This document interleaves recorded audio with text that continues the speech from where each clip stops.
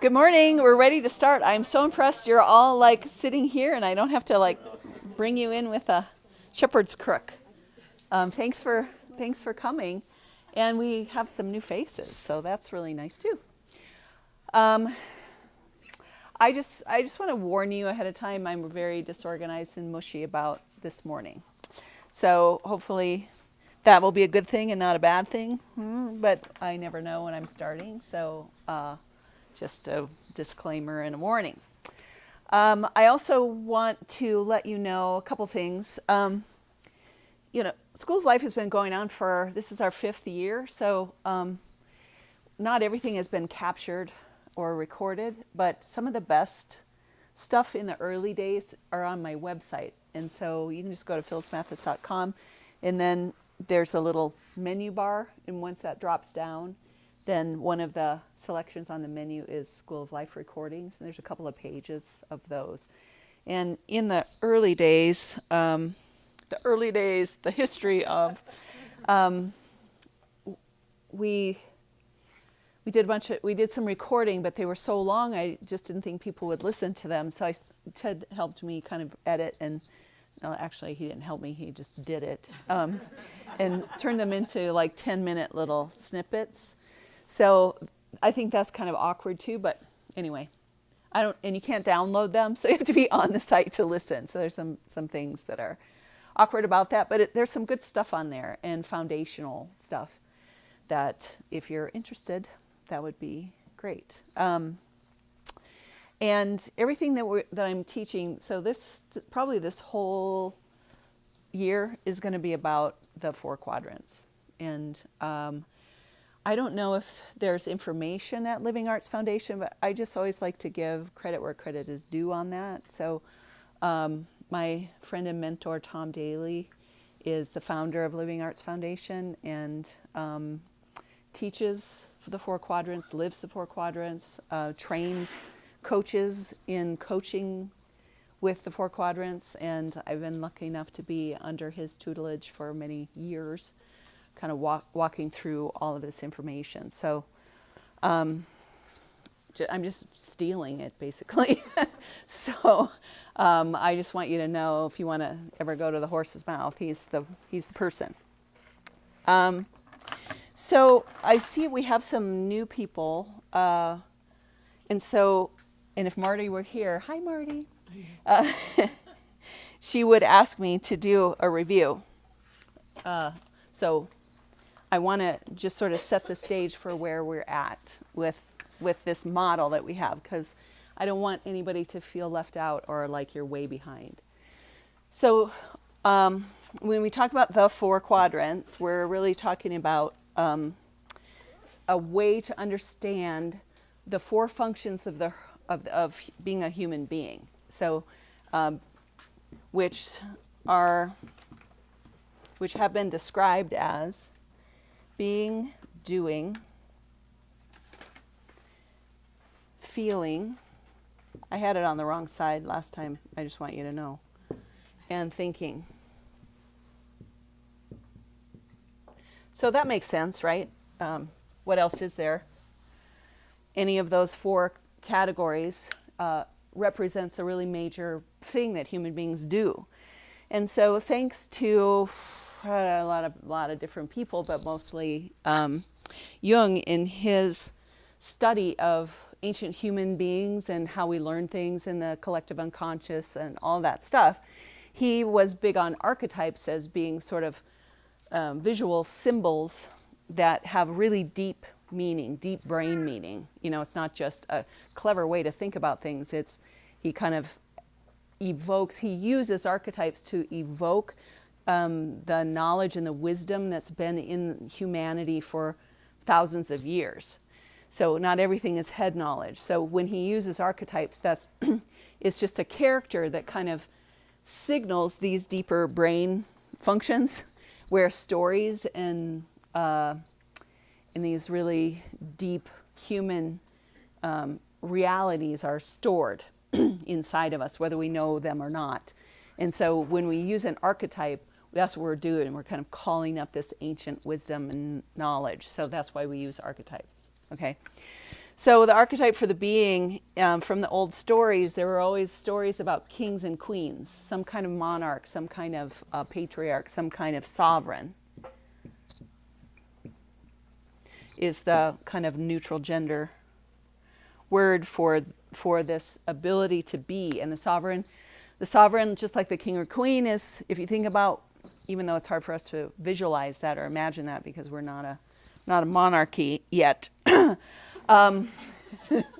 We, I know, we. Sorry, I just threw that in there for bitterness' sake.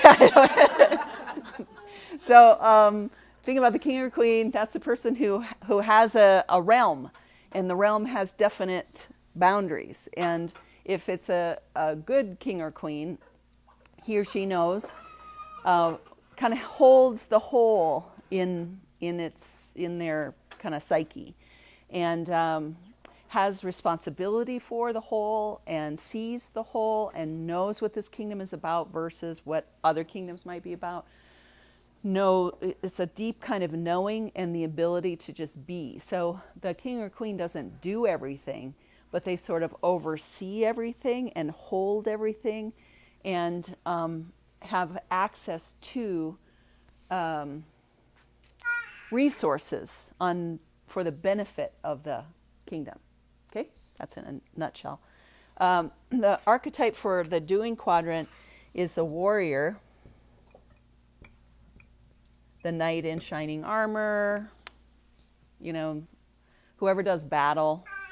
But the part of us that the warrior represents is the part of us that does stuff, that implements, that protects, defends, presses through, apprehends, guards. So anytime you're getting something done or making choices to act on something, you're using your warrior quadrant, your doing. That seems kind of self-explanatory, right? So then in the thinking quadrant, there are all kinds of stories about some character that usually has magical powers or some kind of, super smart. These are in the old stories. Now we don't need those old stories because we're all magicians in our own right. So we call this part magician because it helps to have a personality, right? When we're talking about it just helps make it clearer. So the magician is the part of us that can think and analyze, that can step away and observe. It's connected to logic and problem solving and creativity. And then in the feeling quadrant, we have all kinds of stories about lovers, usually tragic lovers, usually some kind of, something. But that part of us is the part that is connected to emotions and connected to other people. So connection and emotion is the realm of the lover. So last time I decided that we would start with lover, and we talked about a lot of different things that day, some of which will be in review, but the reason we started it is the overarching, what I started with was, how do we get back into whack when we're out of whack, basically?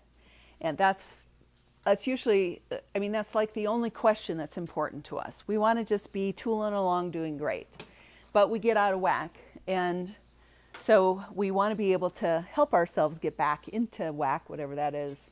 It's kind of a bad phrase, but, and so it occurred to me that we could sort of explore this in the 4 quadrants, and then just, sometimes when you understand something better, it just helps, whatever. So we were trying to pick a quadrant, and I didn't realize that I had been wanting to do lover all along, and I just thought maybe I was going to give you guys a choice, but I didn't.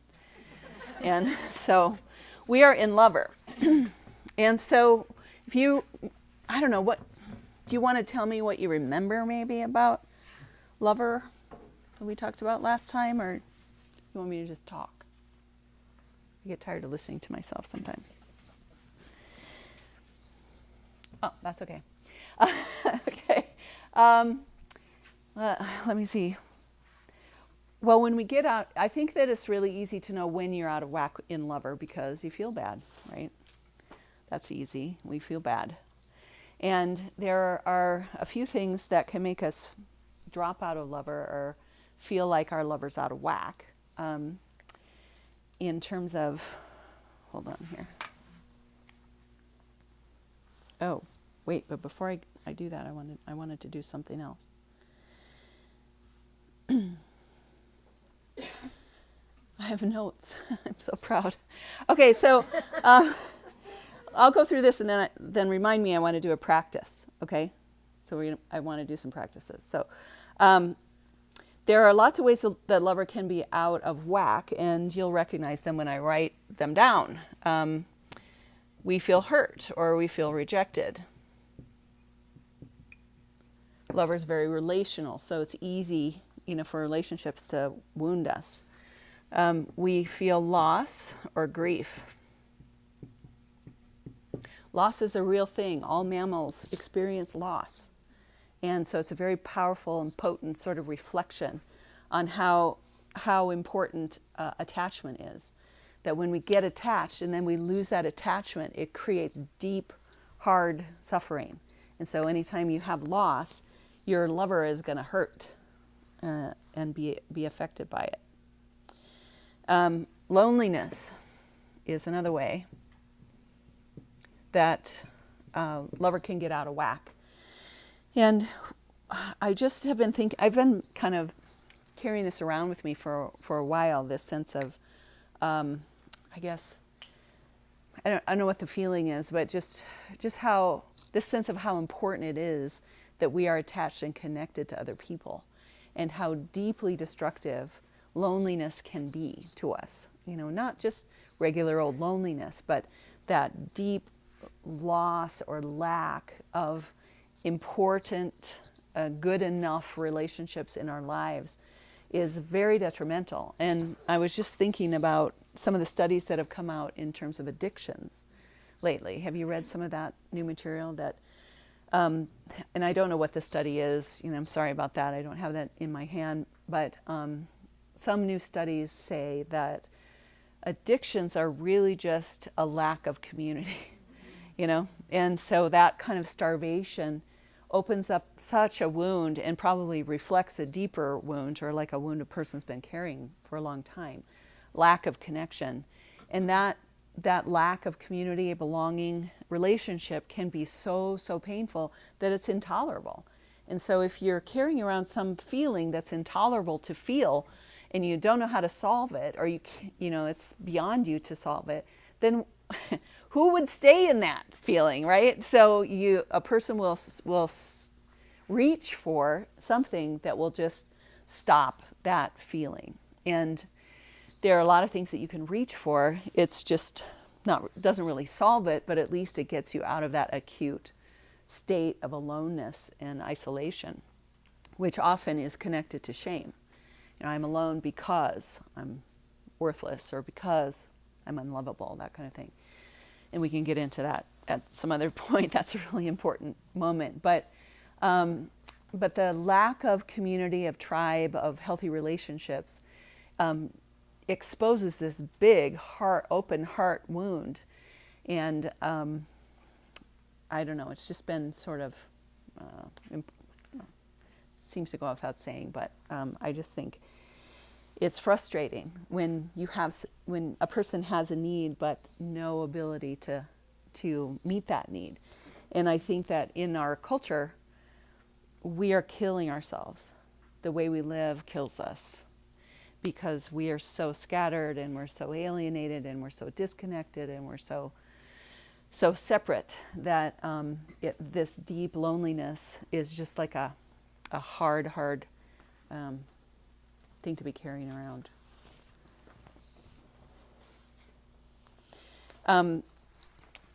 Along with this comes what I call deprivation. I guess it's the same as loneliness. Maybe it's like the deprivation of what the heart needs. So if you're in a place where you need one of the food groups that I'll get into next, lover food groups, and you're deprived of that on a long-term basis. You can get out of whack. Let's put it that way. You have some of the other quadrants can get persecutory, like when we're in pain, and so like the magician can, our overactive critic can start to do a number on our lover.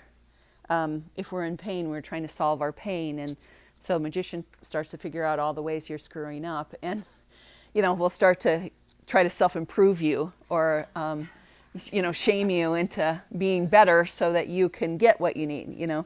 But that's just a misuse of what it's there for, and we can get out of whack when our critic is overbearing. So we also have self-neglect due to stress. Stress has a really hard, has an impact on lover. We have negative beliefs. Also, magician trying to help, but not really helping. Poor boundaries. Leaves us exhausted and undefended. And shame. Of course, there's a lot more ways we can be out of whack. I put these in here because I wanted to demonstrate how the other energies they're trying to help, but they're not really helping. And so I guess it could be said that School of Life is all about trying to get magician to help lover. Okay, and I think in our society that's what we do. That's a lot of what counseling is trying to get, solve the problem of a wounded heart with information, with knowledge, with analysis, with insight. All these are just our offerings from magician trying to help, which does help sometimes. But there are some things about magician that are detrimental, like an overactive critic. A critic was put there to kind of help, lover be more lovable, I guess. Stress, this overactive lifestyle, this self-neglect, that's a warrior problem, right? So some of us, if we don't know how to solve the lover problem, we just get busy. We stay busy. We just keep occupied. And it's not a bad strategy in the short run, but so I'm just trying to demonstrate how these quadrants that are supposed to be helping sometimes undermine.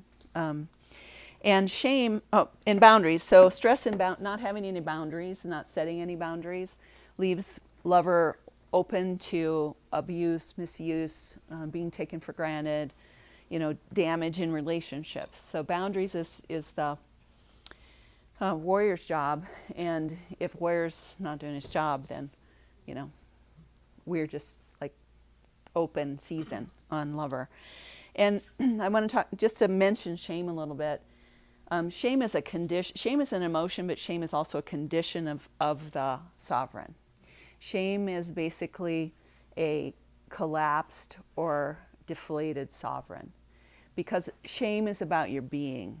Shame is about your worthiness. And so if you feel, that's why shame, working around shame is so important, because it really kind of gets to the bottom, because it gets to the bottom of our sense of being, because we need a good sovereign to kind of get us actually optimally in whack. Does that make sense? Okay, so we all know how these things get started. This is not news. And so I want you to, let's do a practice. So here's one practice that I just want to introduce to you that some of you probably already do it. But it's important to try, because it centers on the center of lover, which is the heart. So instead of the mind, or instead of our actions, lover is all about the heart. So here's a very simple exercise, and if you're willing to do it with me, I would appreciate it. You can either close your eyes or you can focus on something like candles are nice to have. And all this is heart breathing. So I like it because of how simple it is. And all we're going to do is very slowly breathe air into your lungs. But as you're breathing in slowly and breathing out, I just want you to imagine that you're breathing that right into your heart. Okay? So whatever image you want to use of your heart, whatever works for you, I just want you to pretend or imagine that you're breathing right into your heart. So I'm going to let you breathe on your own, but I'll get you started. We're going to do at least 5 deep heart breaths. So I'll get you started. Ready? Breathe in. Breathe right into your heart. And then let go.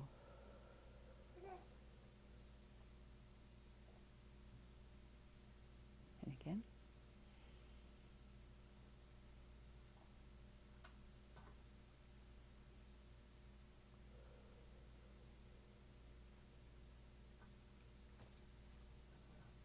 One more time, just focus on your heart.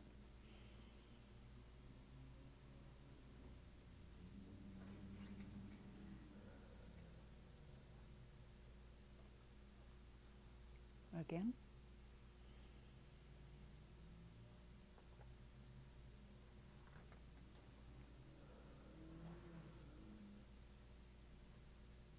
If you get distracted, just recenter on your heart. And one more.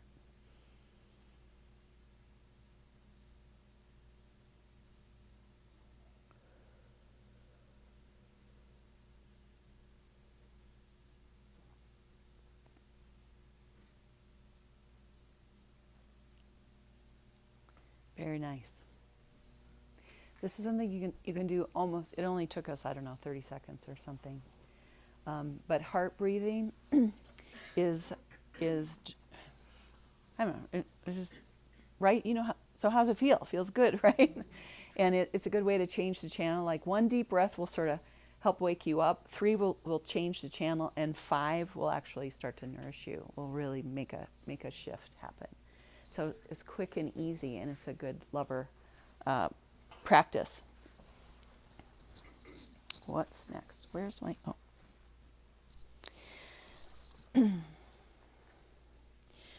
The key to getting your whack back with lover is, there's lots of ways you can help lover. And you can help lover practically with healthy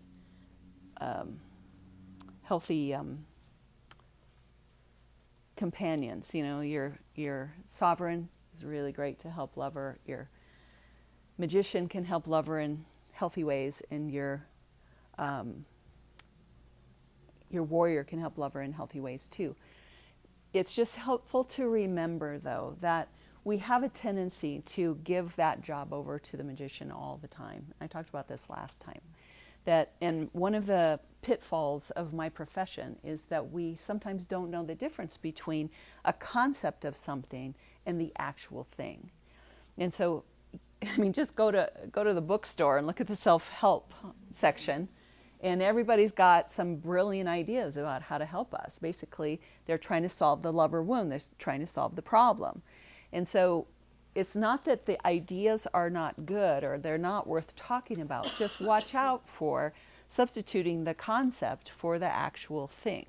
And so what I want a metaphor that a concept that I came up with to maybe make the switch for you is that when you have a lover wound or you're out of whack in your lover, you need nourishment. You don't need information. You don't need insight. You don't need like self-care practice. Well, you do, but those things are easy to turn into concepts.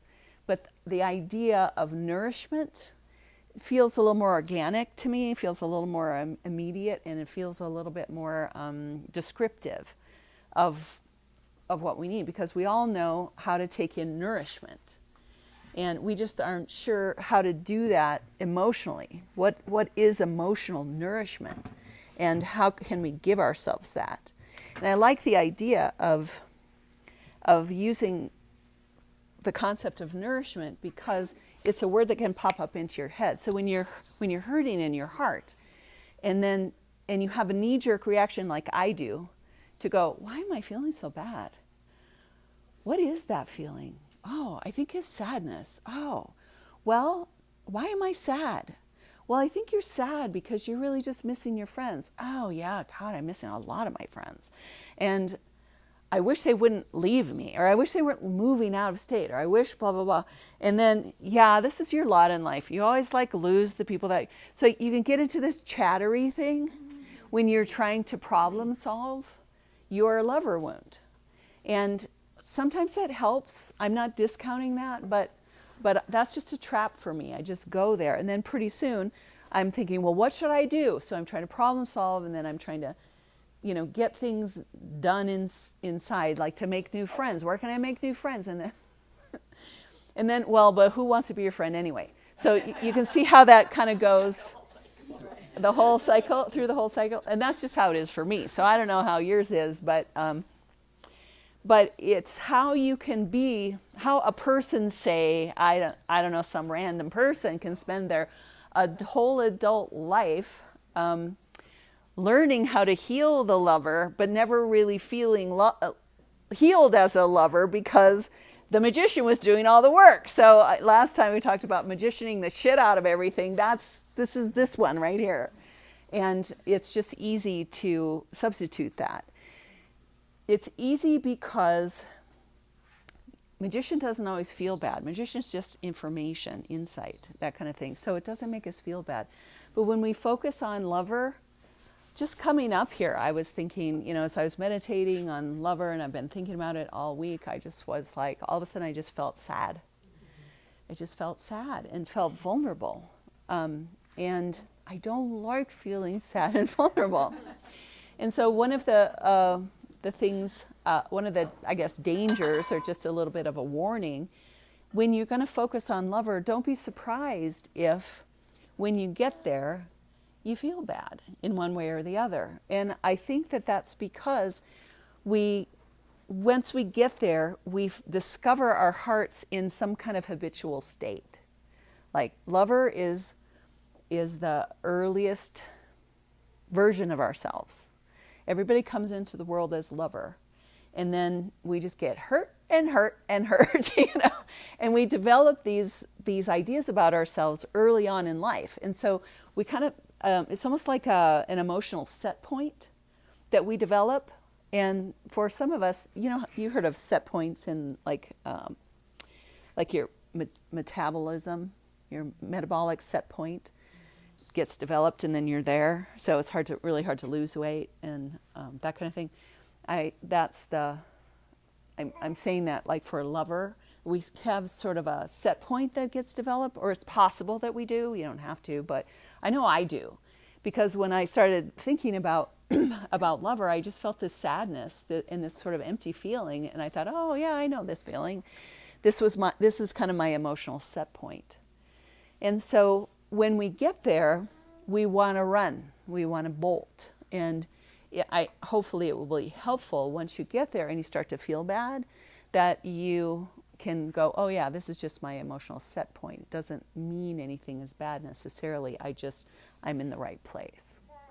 And then to be present there and to sit with yourself there in a nourishing way is what we're after, rather than trying to fix it.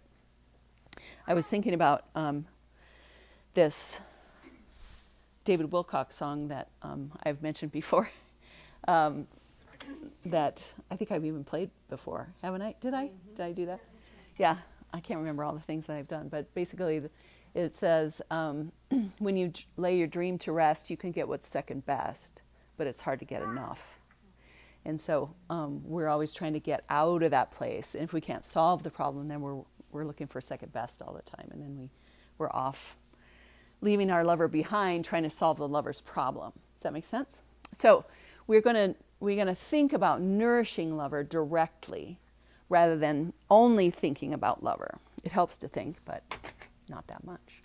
So I like the idea of what are the lover's favorite food groups, because I'm all about the food.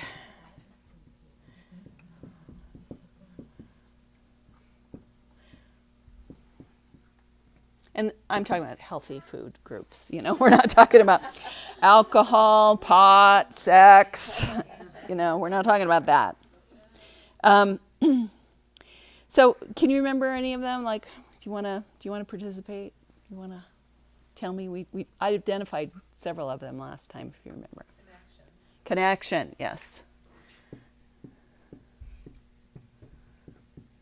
In all kinds of ways, just companionship even, intimate relationship, friendships, family relationships, just connection. As long as yeah, authentic. We're talking about whole 30 food groups here. We're not talking about junk food groups. So we're just going to assume these are authentic and real. Okay. What else? What do I call that? Vitamin V? Validation. I can't underestimate. I can't underemphasize the value of validation. It's magical. And people pay good money for it, I can tell you. Because sometimes all they do is sit in my office and I'm like, I don't know what to do, but this sucks. And they're like, thank you. I remember that I was on this church board years and years ago, and there were 2 women on this church board of about 14 people. All the rest were, guess what, men. And I loved them, and they were great. But they had a little trouble with emotional validation and connection. They were vigorous. Yeah, just a little. As a group, I mean, individually, I think they were probably fine. But I just remember in this period of my life, I had 2 little kids. I was going to grad school, and I was working, and I was on the church board. So I was exhausting myself. And I think we had a board meeting at like 5:30 or something, and I had just driven across town after working for about 8 hours, 8 hours straight. So I was probably doing internship and a bunch of stuff. So I'd probably already seen a bunch of clients. I was hungry. I was fighting traffic. I was going to this board meeting, and I got there, and I connected with this other woman. Her name is Viv, and I just said, God, I'm tired. And she goes, oh, like that. That was all she did, all she said. Oh. And I just went, thank you. Like something just came alive inside of me, because here was a person who got it. First of all, she got it. And then she just emoted. And then she didn't even say a word to me, but there was this connection and this sense of being gotten and some sympathy. So validation, I don't know, maybe that's kindness, maybe that's compassion instead of validation. For me, the value of that moment was validation, because I don't know, it's okay to feel that way. Her going, oh, was like, oh, I'm sorry, but it's okay that you feel that way. Does that make sense? So I call it vitamin V because it has magical qualities, and it's extremely nourishing. Comfort is important. Comfort is it's one of those really primal kinds of things. Comfort. It could be emotional comfort, physical comfort. Really important. It touches those deep places. What else? Anything else? Last time you said soothing. Oh yeah, soothing. So I'm going to put this soothing into the comfort category. Soothing is a skill that we teach little ones to understand that you can get upset, but then you can bring yourself back down. And soothing is really important. Attunement is another one I identified. This is like a therapy word. Has to do with connection, has to do with empathy, has to do with connection and empathy, basically. Attunement just means a couple of things. It means I see you. If you're being attuned with, then you feel gotten. They get me. And it's a little more than empathy in that they are resonating. Well, I don't know. Maybe it's the same. It's just being able to catch the wavelength of another person. And so when you are attuned with, then you just feel really carried along with their gaze. And this is a really important piece of childhood survival, and builds mirror neurons in the brain and all kinds of things. So these, oh yeah, compassion. And here's the big one, tenderness. I like this word because it's so heartfelt. To have tenderness, to be nourished and nurtured by tenderness. That's a lot of baby stuff, And so if you didn't get baby stuff, tenderness in your parenting, by being parented by tenderness, you're going to feel a lot of these old things. Like, were you raising your hand or just stretching? Okay, that's good. Okay, so these are some of the favorite food groups, as well as things like beauty. You can literally eat, you can your heart can eat beauty. That's kind of the best way I know how to say it. Your heart can eat it. It goes straight in. Nature can be the same way, just a different kind of beauty. What else? Affirmation. Yes, words. Affirmation comes, I think, from sovereign. It's someone who tells you who you are in a good way, and other things that feed the lover are play. Play is a big one, and we don't often get that these days because we're just busy being important. Of course, overarching, we talked about last time, is love. Love is the major food group of any of the parts of us, but particularly lover. And many, many kinds of love, but always remember the importance of love. And unconditional love too. Yeah. I'd make it, because that's a little piece on the lover part. It's so, the specificness for me helps. Like, it's just love without condition, not related to any giving back, any having to do anything. Yes. Sometimes that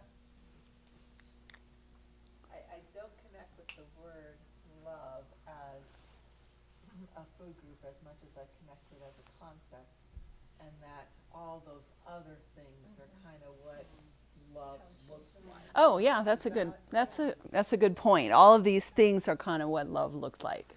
Yeah. All the different aspects. Yes. Just wondering what role security plays in this, and I don't even mean emotional security. I mean, how do I tend to my wounded lover when I don't know where my next meal is Yeah. coming from, when I'm living in my car? Yeah. Yeah, that's a really good point. I mean, the hallmark of lover is vulnerability. And so that's like both a strength and, of course, a weakness, because the nature of vulnerability is that you can be hurt. You can be easily hurt. You can be easily damaged. And so you need safety. Maybe safety is a necessary condition. I don't know. It is important. We have to feel safe and secure. It's difficult to feel like I'm worthy of my needs being met when, on a practical level, my needs Are not being met. Yeah. Yeah, that's a tricky one.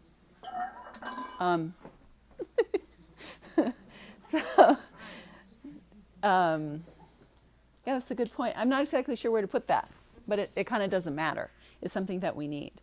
And so I think, though, it describes how a lot of us grew up damaged.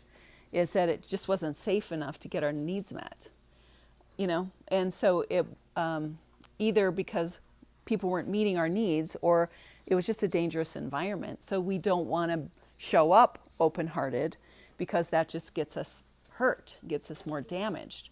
And this lack of safety, or this lack of nourishment, is kind of the condition of adulthood in some ways, and why we're here trying to make repairs, because we grew up inadequate, and that lover is suffering, and a wounded lover can drive all kinds of really unhealthy behaviors, or can just make us really depressed and lifeless, because lover is really the heart, the passion, the vitality, the thing that makes us most unique and most special. And so if we're always self-protecting, if we have a habit of self-protecting, or if we're out of touch with our heart, then we're not living a full life. But we didn't live a full life because it wasn't safe to live a full life. So now we have to figure out, am I safe to live a full life? You know, it's one of the issues with being an adult. It's like, okay, I got here, whew, good job, you know, now what? And we start looking at the price we paid to get here, and the damage that got done to be here, and then can we rescue can we rescue our heart in some way and really bring it in now, because we miss it, we miss ourselves. We're laughing, if you're listening to this, we're laughing because Lauren is here, and he's like our little love object lesson, our lover object lesson. Hi, sweetie. Hi, buddy. Yes, Lauren, we said your name. Yeah, really. Okay, the other thing I want to make, whether it fits or not, I just want to say something about lover, because it is dangerous to be in lover in some ways, especially in our culture. And another way that I look at lover and try to understand it is, and I don't want you to get too technical about this or too dogmatic about it, but I think that some of the struggle that we have with lover is it feels weak, and it feels feminine. Can I just say that? If we want to gender ourselves, you know, or stereotypically gender ourselves, I guess, certain parts of us could be more masculine, more feminine, or each part probably has its own masculine, feminine, if you want to look at it that way. But I think one of the things it's been remarkable to me as I've been meditating on the whole lover thing is that how hard it is to tolerate the vulnerability of lover, and how painful it is to be wounded in lover, and what a dilemma that creates for us, all of us. But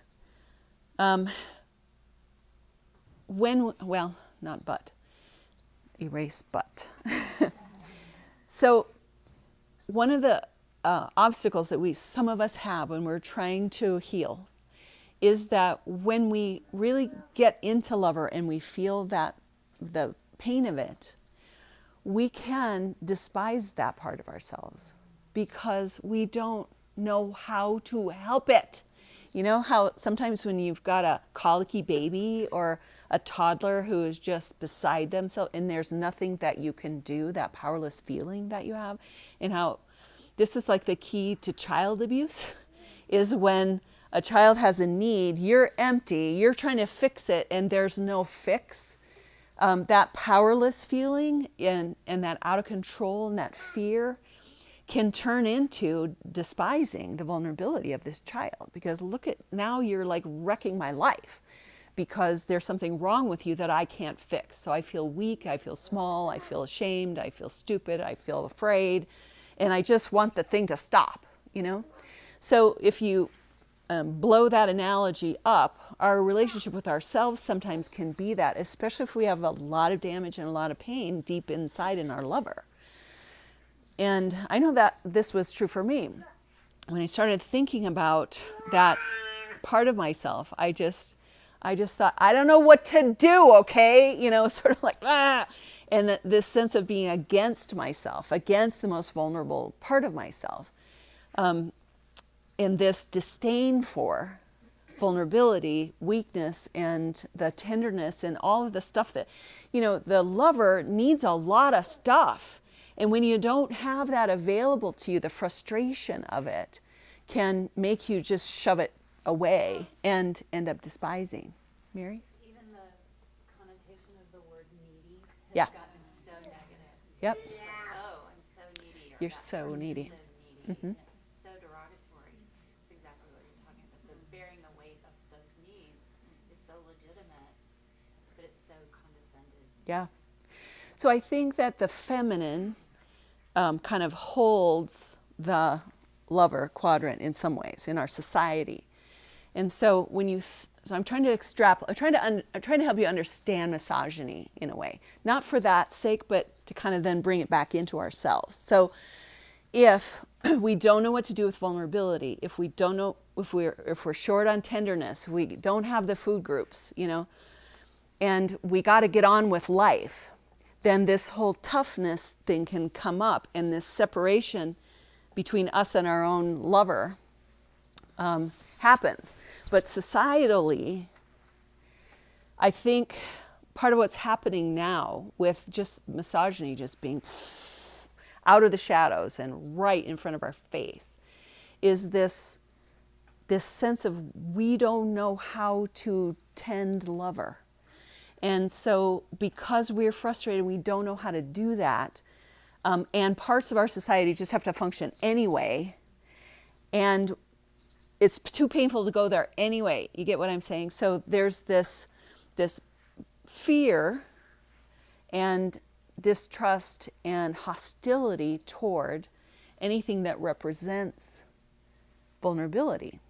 So then it gets projected on to the female often as the holder of vulnerability, and that uneasy relationship with anything that represents need or vulnerability, and the frustration of it, plus the emptiness of our own souls in some way, it's just a bad recipe for persecuting anyone who's vulnerable.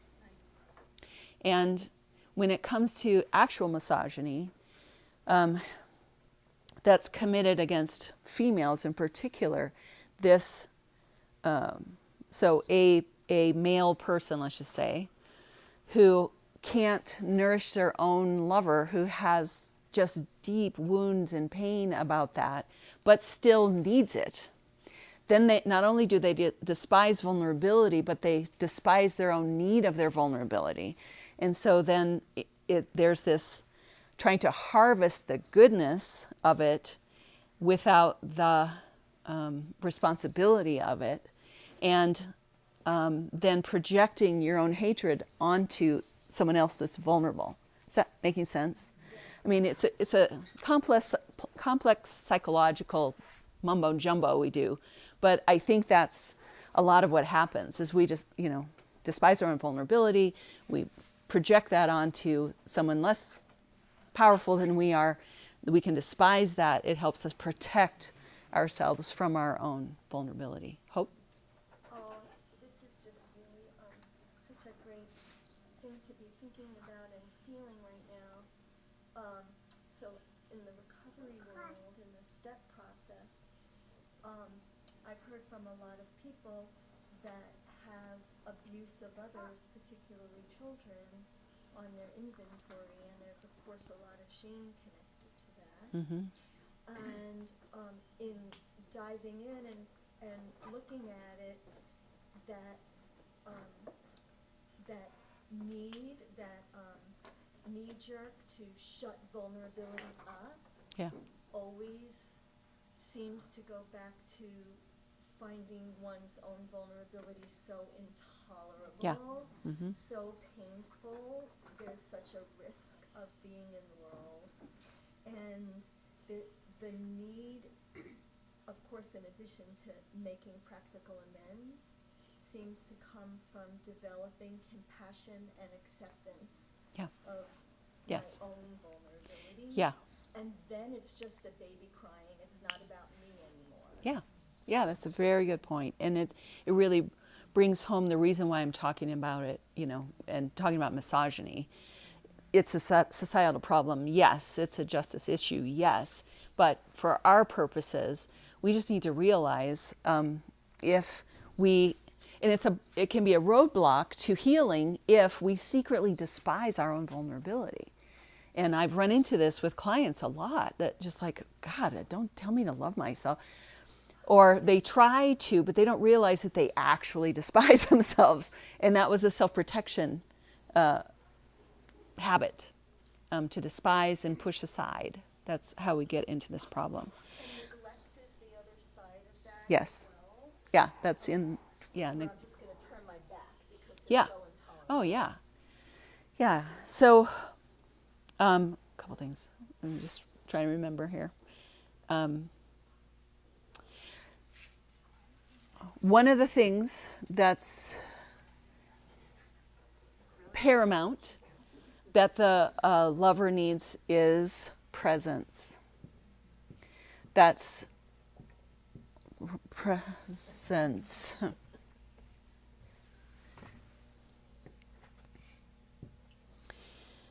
Because a lot of it, in order to survive, we sort of turn our backs, or we persecute, or we lock that part of ourselves away, whatever.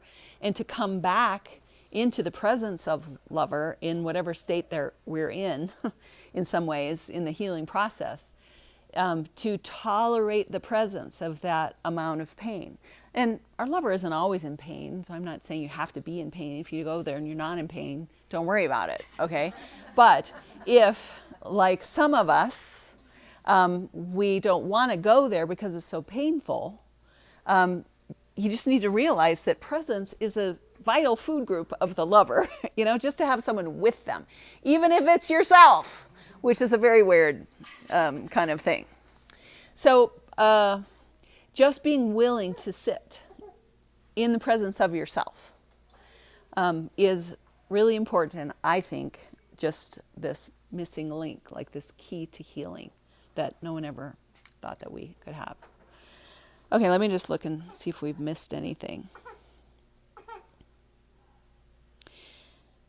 Okay, so how do we get these food groups into lover? Lots of ways. Like, of course, we should seek out connection. We should be in healthy relationships where we can receive validation. We should seek beauty, nature, and play as ways to feed our own, lover. Those are we should think correct thoughts, so we can nip the critic in the bud before it does more damage. We should make sure to manage our stress so that we've got space, wide open spaces to be present with ourselves. All of these things are sort of no-brainers, but what I want to be able to give you, as well as myself, is when it comes to lover, I need to tell you that all of these things will help, and you need a wide variety, just like we need a variety of good food groups.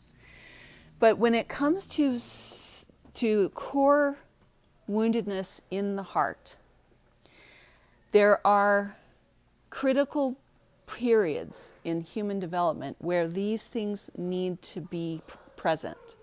So attunement, comfort, soothing, connection, eye contact, empathy, comfort, safety, tenderness. Without those things, it's like, get it now or you're going to miss it.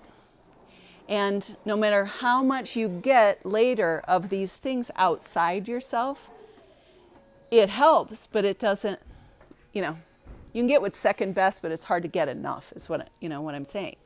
So what I want to help you do is to create these things in yourself.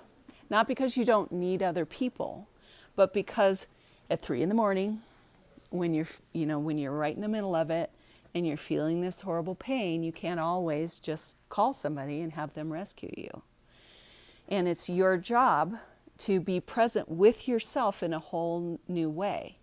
And I am here to say, my assertion is that if we want to heal, this is the only thing that actually affects real healing. Everything else is nourishing.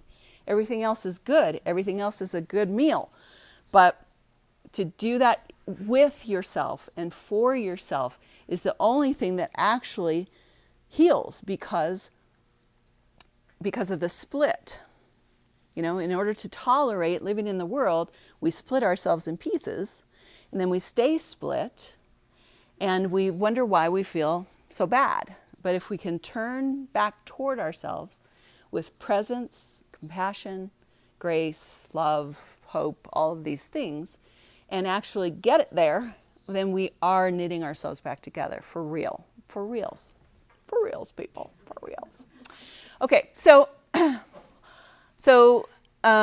what I want to spend the rest of the time doing is going through some exercises that will help us with this bit, okay?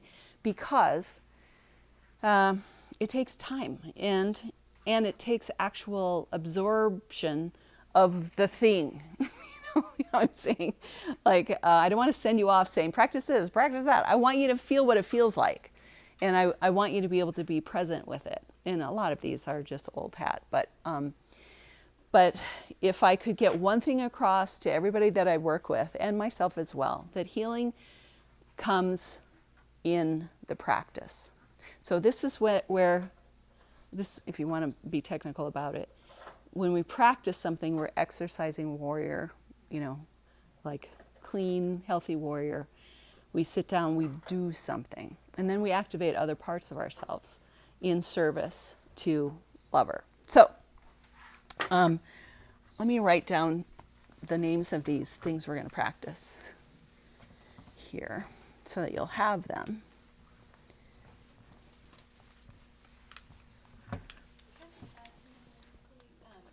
I was thinking, a good friend of mine several years ago was talking to me. I have such like a thing in my head that says you have to be nice to people. You have to be nice to everybody, you know.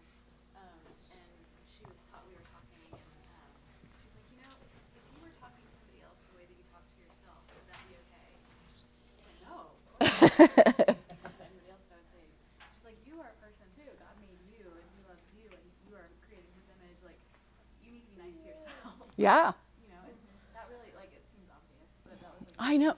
Yeah, once you say it out loud, you're like, well, that feels dumb. Like, I should have known that. But I'm trying to say is so deeply ingrained that we have a resistance to it because we survived by splitting ourselves in pieces. So then bringing it back, there's all kind of danger in that, you know. So, and we miss that we have compassion inside of ourselves. We give it to people all the time. We have love inside of ourselves. We give it to people all the time. And kindness, and we know what those things are, miraculously.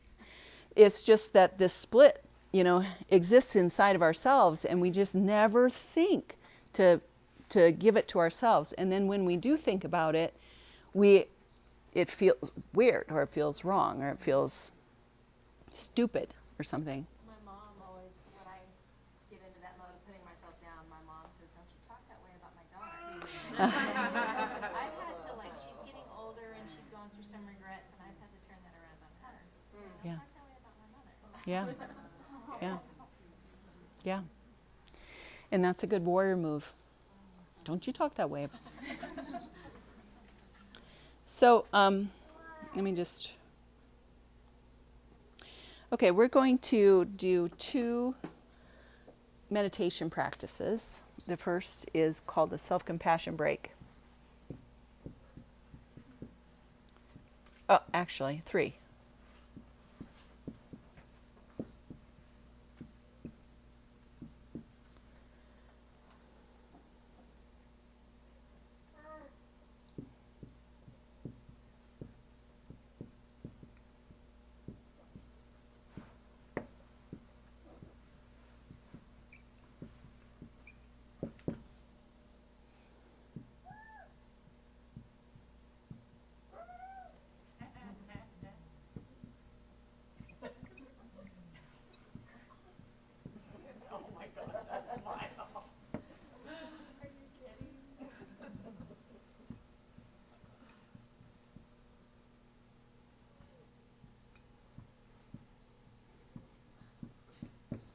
Okay. We're, and we have the Buddhists to thank for these. This one, I'm not sure. What's that? Mike Herzog, yeah. Yeah, you've seen these two. Okay, so self-compassion break. This was developed by a woman named Kristen Neff in her research in several like Buddhist practices that actually are psychologically good for you. And so she's done research studies and kind of made a protocol out of self-compassion, which seems kind of weird, like you're magicianing the shit out of it. But it really is effective. So I'm borrowing this from her. She's got lots of resources on selfcompassion.org. She's like the queen of self-compassion practice. But this is a break. There's lots you can do with self-compassion, but she calls this the break. Okay? So in the self-compassion break, there's like 3 steps. First step is to notice suffering. So the phrase that she uses is this. It's a way to talk to yourself.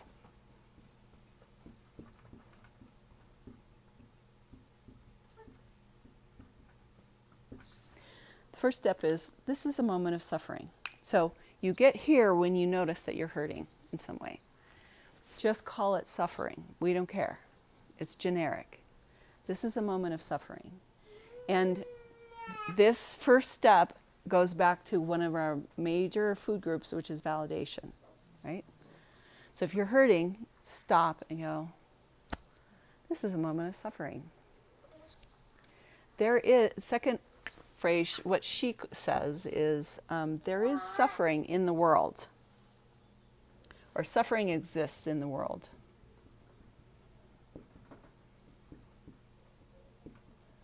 Translated, this means you're not alone. And it's not weird. Another piece of validation. So suffering exists in the world. And you are part of the world. In other iterations of this practice, it really helps me to go, I'm suffering. Yeah, I'm suffering. And suffering exists in the world. And there are millions of people right now who are suffering. And I am connected to them. I'm not alone. Okay? And then the third piece is, may I be kind to myself.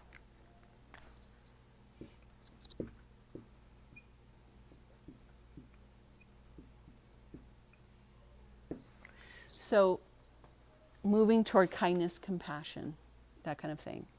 So then when you're being kind to yourself, how does that work? You know, when someone's being kind to you, what do they say? I'm with you.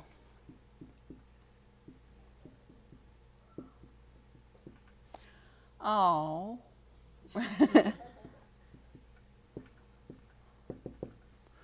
Or, oh, honey, or something. You can use a diminutive toward yourself if you'd like. But this is the actual administering of kindness toward the self. Okay? So I would like to practice this together. And I put it up here so that you can peek if you need to. I mostly want to leave you, just kind of open the space up and have you do it for yourself without a whole lot of guidance. Is that okay? Okay. So first of all, let's just take a minute and check in with the condition of your heart. And notice if there's any sadness or disappointment or woundedness or hurt or grief there that you want to just practice with here. It doesn't have to be the biggie. Could be, a small thing. And so let's just take a minute, breathe into your heart, and then dare to be present with whatever's there and try to identify it, okay?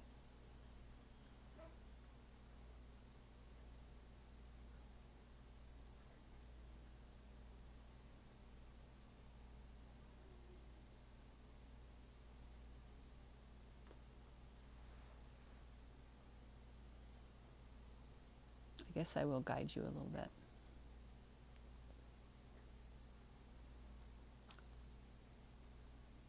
So holding that particular feeling in your heart and knowing what it is, put your hand over your heart.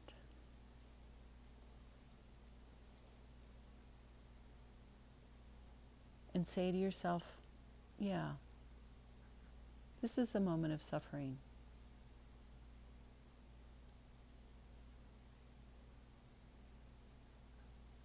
What I'm feeling matters.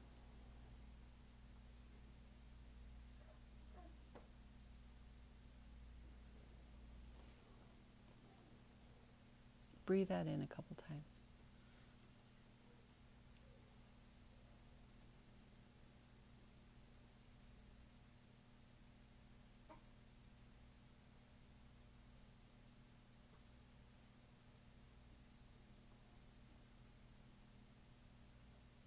What I'm feeling matters, and there is an abundance of suffering in the world. It's valid.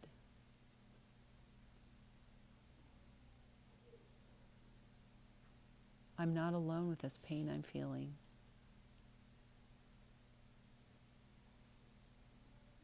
And right at this moment, there are millions of other souls around the world who are feeling exactly the same thing.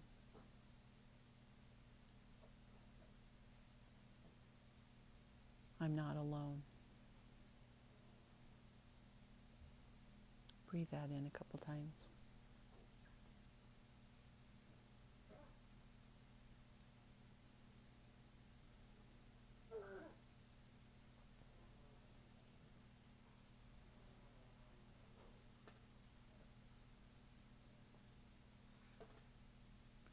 May I be kind to myself now in my suffering.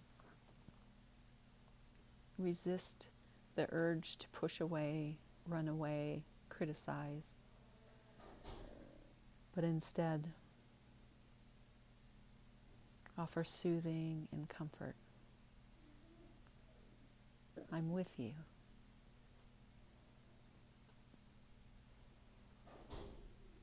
It's okay.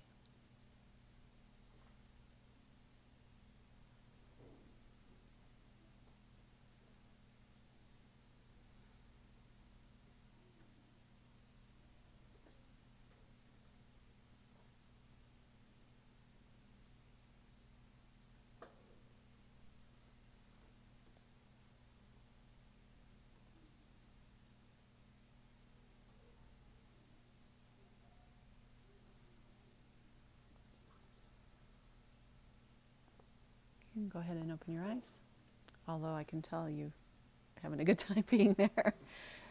So just notice how that feels, just how nice that is. And that's just the break. So a self-compassion break you can do anytime that you have a little bit of space. What do you think? Ready for the next one? Okay, the next, who's familiar with Tonglen or the loving kindness meditation? Nobody? Okay, this is another one, and I like this one because it kind of, it helps to highlight the resilience and the strength of the lover. So the loving kindness meditation is built on the idea that inside of us we have these vast stores of everything, you know, of compassion and kindness, loving kindness. And we can do the loving kindness meditation on behalf of someone else.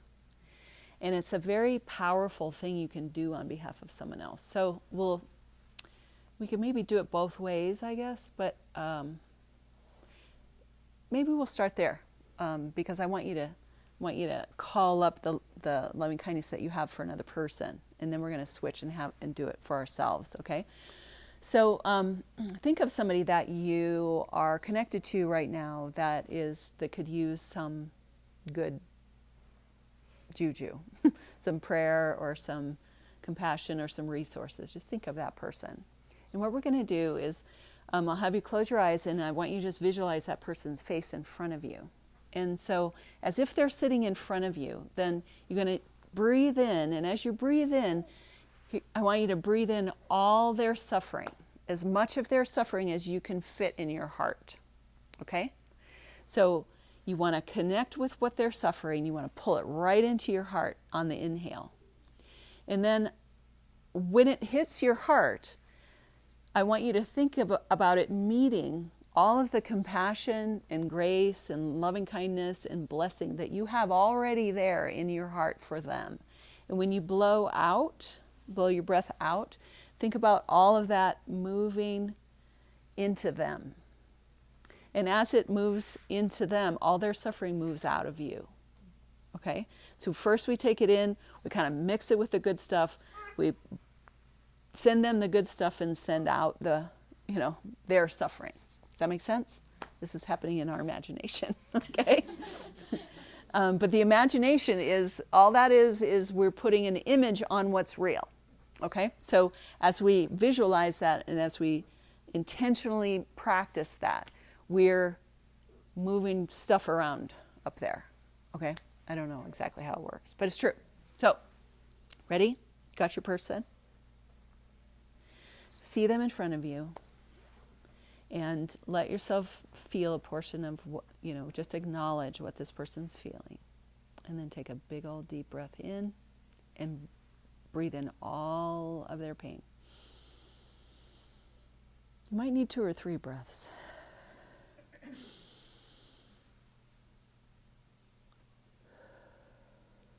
The person who taught me this said, if you get into the practice of doing it, you're just kind of going to go, give it all, baby. Is that all you got? Bring it. Just bring it all. And just so as you're thinking about your person, just going, I'm just going to breathe in all their stuff.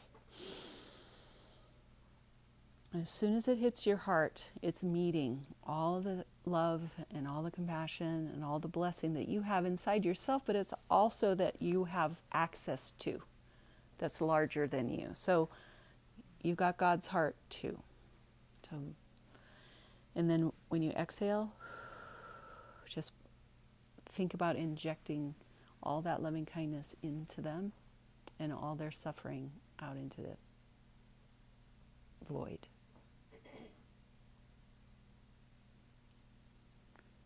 Take a couple more breaths and let's practice it a few more times.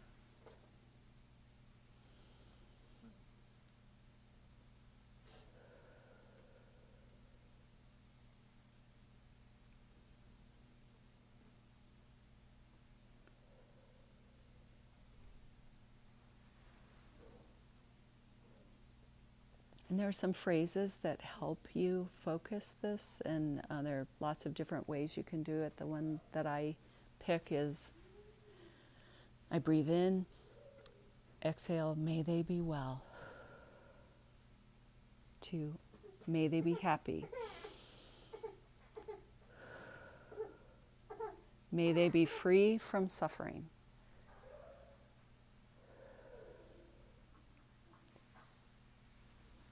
May they be well. May they be happy. May they be free from suffering.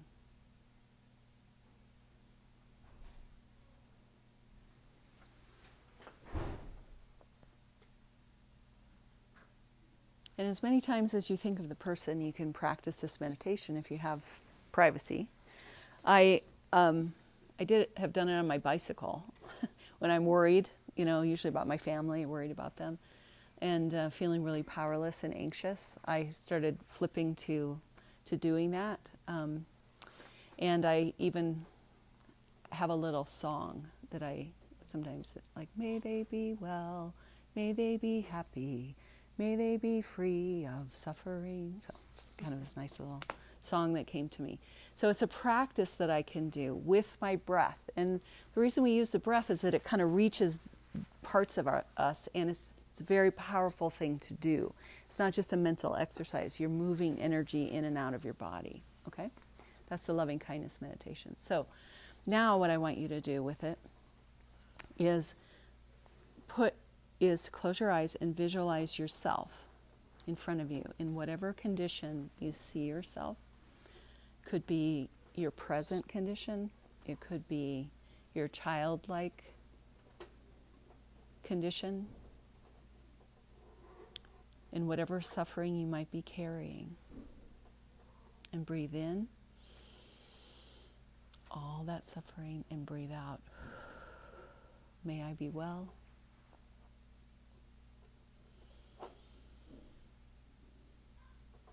May I be happy.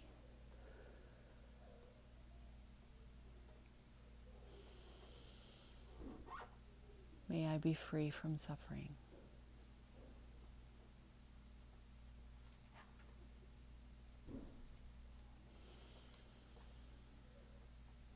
May I be well.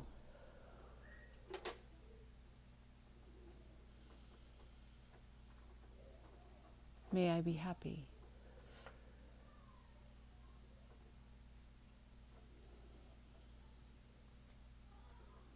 May I be free from suffering.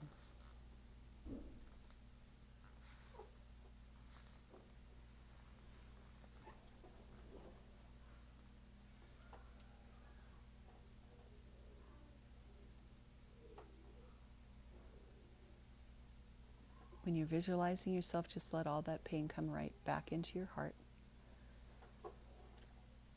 Hook it up with all the love and kindness you have inside. And breathe out your wish, prayer for yourself.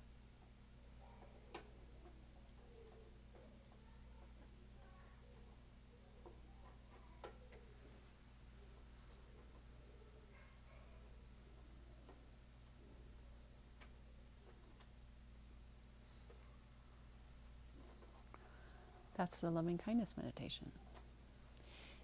I personally, the more you do it, the more effect it has. And so, don't expect to just go, may I be well, may I be happy, may I be free from suffering. Okay? That's not how we do it. You want to do it with the breath, and you want to be able to be dropped down into your heart level.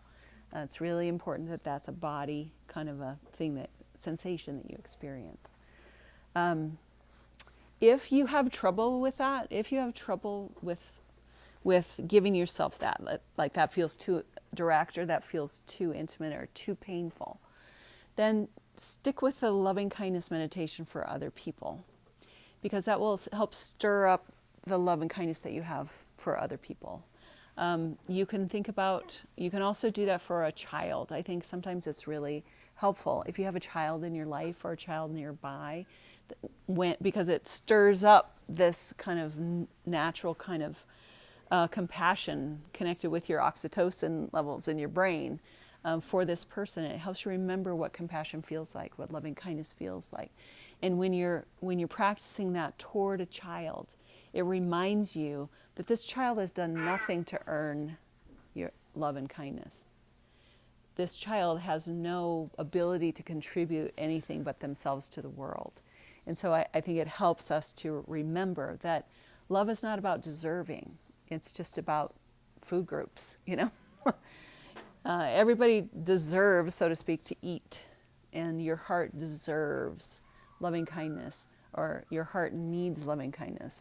It doesn't have to earn loving kindness. It doesn't have to be worthy of loving kindness. It just needs to access it. Okay? What do you think about? Oh, let's do this last one, and then we'll discuss. Okay. So these can be a little bit cerebral, like this is a moment of suffering, everybody suffers, and so can I be kind to myself? And then maybe it can clog your brain sometimes with it. But I like to breathe in the good stuff and breathe out the bad stuff, so to speak.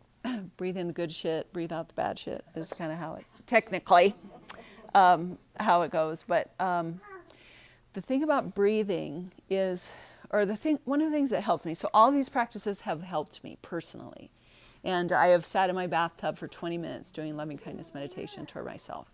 And I have ridden my bicycle doing loving kindness meditation toward other people and myself. And I've done self-compassion with myself many, many, many times. And all of them help.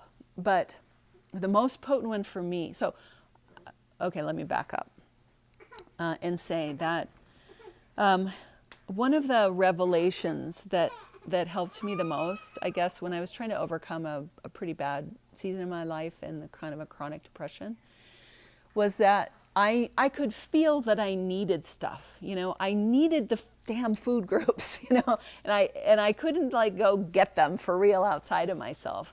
But it hit me that if there is divine goodness in the world, if there is goodness in the world, if there is love in the world, if there is hope in the world, or grace, or all these food groups, then it only makes sense that it's accessible to us. In fact, it's like close to us. And it occurred to me that I am, you know, it's like right in front of my face all of the time. And I suffer because I don't realize that. I'm not aware of that, and I'm not making use of it. The idea of abundance, of these energies, maybe these substances of hope and love and grace and truth, just seemed like a no-brainer to me. A world without that just didn't make sense to me. Like, why? Why are we here if we're all just scrapping and trying to beat each other up until we die? You know, that doesn't make any sense. And there's so much beauty in the world and so much goodness in the world. It just seemed like that must be in abundance. So I decided to assume that I am swimming in it, that I am actually surrounded by it, and that it's right in front of my face, just like the air that I'm breathing. So it helped me to do that heart breathing, because if I was feeling bad or empty or sad or unloved or something, then I could go, I think I need love. I need an infusion. And so I'm surrounded by it, so why don't I just breathe it in? And so that's why I love the breathing meditations, because it's sort of like, to me it was a very powerful way to go, I can get that shit for myself. You know, I can breathe that in. And so I would like to practice that together. So go ahead and close your eyes again if you'd like, and just name to yourself one thing that you need an infusion of. Just one thing. And then assume that you are swimming in it,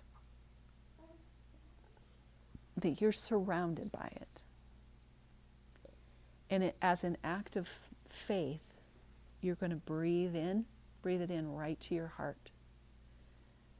And as you breathe that in, just feel it nourish your heart directly. And anything your heart is carrying that needs to be released, in the out breath, just release it.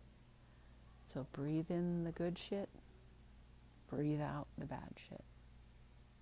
Ready?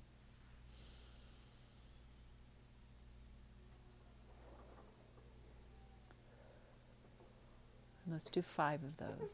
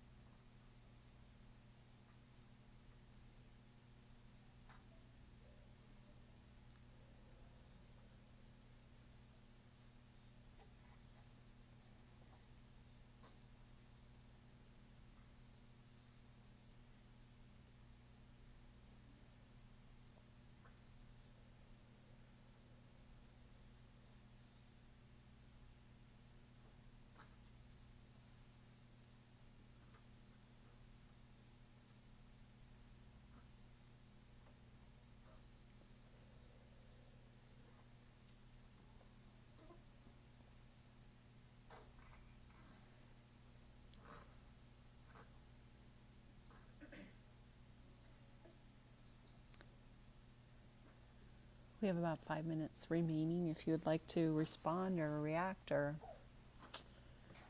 anything. You're welcome to. Just say that my lover's always out of whack. That this last season I really focused on trying to heal from some stuff that got it extra out of whack. And all this worked. Yeah. That's what's weird. Yeah. And I love what you said my month about, you can't magician yourself out of it. Yeah. So I focused on warrior and sovereign. Mhm. And they gave me a lot of courage and a lot of wisdom to walk through it. But there were two things that we did today that kind of helped. And that blessing to another person, Mhm. like making it a practice to pass on blessing, which is sovereign too. Being able to do that. And like, I did it like contemplative prayer. So like every time the thought came in, I would do that blessing. I modified it a little bit, but I said the same thing every time in my spirit for like 2 months. And it is so weird what happened. And it was like every time, this is what I'm gonna do with it, instead of like hooking into the channel and start going crazy. And then the other one was that last one, I like to modify it for what I need in a particular situation. And so like I needed to breathe in God's peace and courage, and then breathe out anxiety and fear. Breathe in God's peace, breathe out anxiety and fear, and I've adjusted it in lots of different ways over time. But during this last season, oh my gosh, something really happened, and I just could not love my way out of this situation. I really needed sovereign and warrior, or figure it out. I had all the knowledge in the world. I had every bit of knowledge, but I couldn't do it. And that space practiced over a period of time, and to quit trying to love my way out of it. It changed everything, and I'm so much lighter and so much freer. And it's lessened, so I'm not it's not there all the time, but when it comes, because it comes, I'm human, I just kind of do the same thing. Yeah. But I've been noticing how much more space I have when healing comes. And it doesn't mean that I'm not sad. It's a sad situation, but it just doesn't have the power that it had. And I would just say that that was true healing. Like I can put my finger on it. Yeah. That's what healing and integration looks like, instead of being like gaping on the floor. Yeah. Thank you. It really, really works. But you do it a lot. You have to do it a lot. And it doesn't necessarily connect the dots in your mind. You know, so that's why we don't practice it a lot. Well, one, it's painful. Second, because we don't get how it fixes. We're into fixing. It's not a fix. It's a nourishment, you know. It's like holistic eating could heal all kinds of stuff if we just did it. But you can't just go, how is this eating kale going to fix my rheumatism or whatever, you know? We don't like that. We like to connect the dots, but it does, it does, I don't know, it just does. Yeah. So one thing that I was feeling, because I have a really trouble with the feeling part, because it's very scary to me and it's very overwhelming and I feel like I'm drowning. So I try not to go there. I try to use the thinking and read books and, you know, do that whole thing like you were explaining. And so it was interesting because when you first started this and you're like, someone's standing there and you just bring in all their stuff, I'm like, oh, no, I can't feel my own shit. Like I can't bring that into my heart. That felt super scary to bring that in, and but then we're breathing it out. But what I realized is it's the practice. Like I could practice that and then potentially get to a place where those horrible feeling, grief, loss things were less scary if I let it in consciously. Yeah, you're bringing it in. Right? Yeah, rather Like having you it bring imposed in, I'm on like, you. why would I do Yeah. that on purpose? Yeah, Right? yeah. Like ever. Like Yeah. I'm always trying to throw it out of the car. I don't Yeah. want it with me, right? Yeah. Like, Yeah. no. And so, but it made me think, like you could, if you go ahead and Make friends with it. yeah, right? Right? Like sort of let it come in, but then it goes back out. I liked that. That was Yeah, it was a new- it's not natural. for It me. was a new thought for me too. And when I learned this practice, I was drowning in burnout and compassion fatigue and vicarious trauma and depression. And so I learned it from a coach that I was working with, and he said, I do day-long workshops on Tonglen. It's a And so we have people come in and they practice it, and they do it for like 8 hours. We just go through it. And by the end of the day, people are pumped, like they feel strong, they feel powerful. And they learn that emotion is not weakness. And I have stuff in here, like I got it in here. And so when you're bringing it in on purpose, he was the one that said, at the end of the day, they're like, bring it. That's all you got? Bring it. Bring me more, because you experience you let go of the resistance and the fear that this is going to hurt me, that this can defeat me, that this can ruin me, that this can drown me. That's a myth. I mean, that's how you felt when you were a kid, because you had no resources to be able to survive what you were dealing with. But as an adult, when you're doing it on purpose, and you already have like reserves of stuff inside. You know what it feels like you know what compassion is, you know what mercy is, you know what hope is, and you got it. And so what he said was like, I just, at the beginning, I was like, oh my God, I can't imagine doing that. I'm doing that all the time, and I'm dying here, and he's like, no. It's how you build resilience in the heart. And there's something about just facing it head on, bringing it in, and then pushing it out, releasing like loving kindness, is that it exercises your love muscles.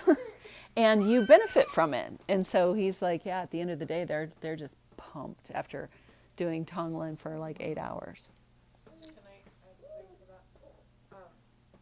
When I think about breathing in all of the pain and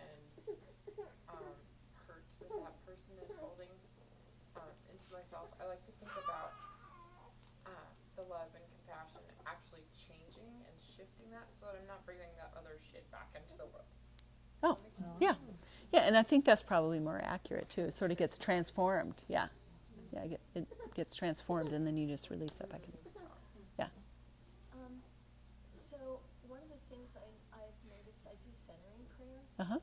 and I also have a Vipassana practice, which is very much of a loving kindness, but it's different. Is that this is not a straight line at all. And there are times where the repetition of meditation feels like it's getting easier. I'm able to love myself. I'm able to love others. I'm able to love humanity. Isn't everything great? And then it crashes. Yeah.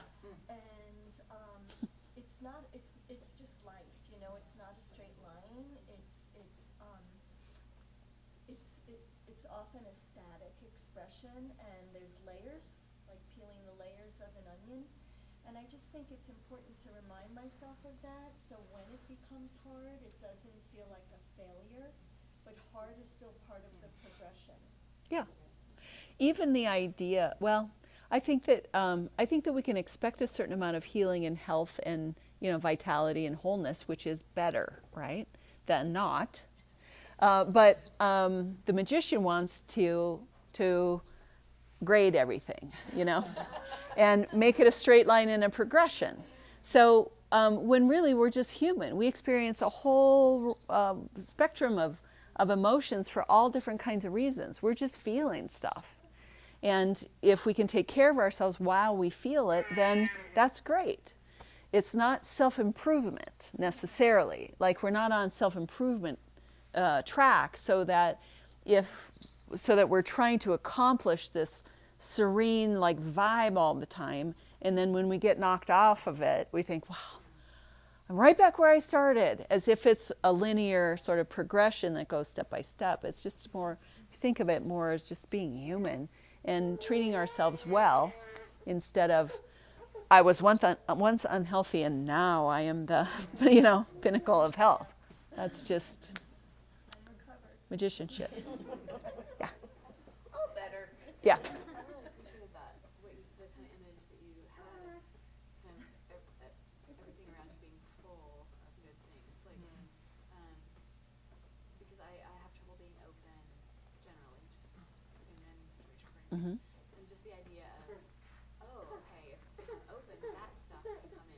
Like I'm shutting myself off, yeah, from danger and scary things, but also from all this, like, yeah, and just the idea of, like, instead of just emptiness around me or negativity, like, that there's things. There's abundance. Yeah. That was They were living in abundance. Great.